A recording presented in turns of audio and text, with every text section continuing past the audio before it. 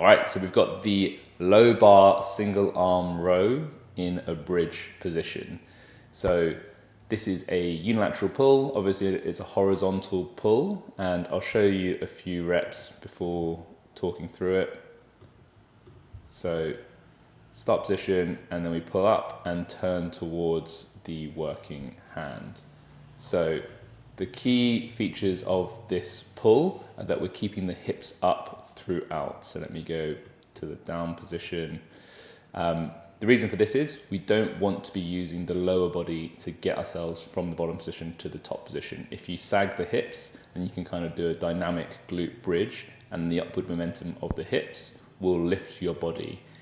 In things like CrossFit, when you're doing kipping gymnastics, this can be useful, but the training stimulus for this exercise for the vast majority of people will be a unilateral pull. So working on single arm strength, also hanging shoulder stability. So teaching this shoulder to stabilize with only the hand as the point of contact with the bar.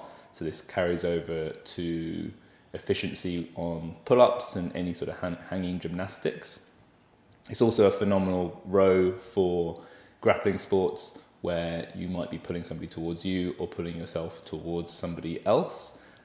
This obviously combines both aspects in that we are pulling, but also manipulating our own body weight. In this variation, you'll notice I'm staying relatively square in that bottom position to teach the stillness through the shoulder, which is what I wanted for the single arm pull-up when I was working on that.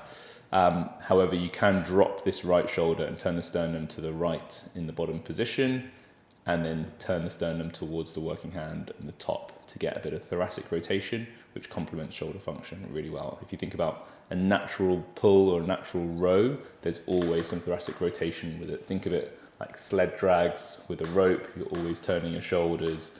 If you're cranking on a lawnmower, starting that up, you'll always turn the shoulders as well. So the most natural rows are like that. And we get a fuller range of motion, bigger stretch through the rhomboids. We move the scapula through more of their joint motions and positions. So I always prefer that if it's available as an option. And in unilateral pulls, it usually is. In bilateral, then we're slightly limited with the amount of rotation we can achieve.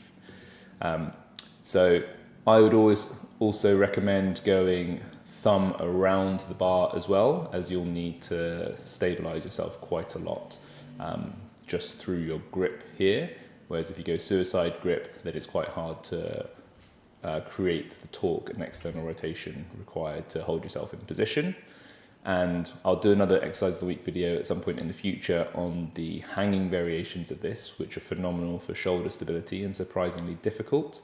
You can basically scale this up, make it more difficult by taking one foot off the floor. So the first level of difficulty after this one is to lift the left leg, so the same side as the working hand. So you've got diagonal connection, and then the hardest version is to take off the right leg. So you've just got left hand and left foot connected to the world. I call this an ipsilateral pull, and you're going to have to work pretty hard across the trunk and the body to not just fall out of that. So grip strength, shoulder stability, core tension all get trained really well.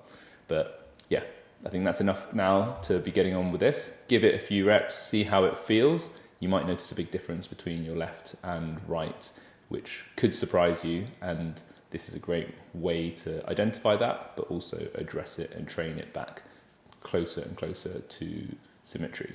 But hope that was good, guys. If there's any other exercises you want to see covered, please let me know either in the comments or via a message on school or Instagram. But have a great day. I'll chat to you soon.